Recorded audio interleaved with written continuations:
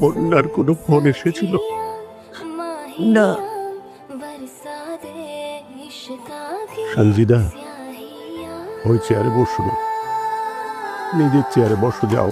বাবা, আমি তোমার পাশে বসবো, আর এখানে থেকে কেউ বসছে না। বসবে না কেন? আমি কি মরে গেছি নাকি? এই সর, নিজে চেয়ারে যা। কি রে, আশ্চর্য!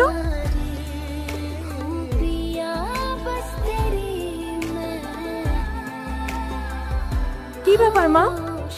আমি চেয়ারটা ধরতে পারছি না কেন? কি হচ্ছে এসব? কালো থেকে কে ফোন করেছিল? মা, তোমরা কি কেউ আমার কথা শুনতে পাচ্ছ না?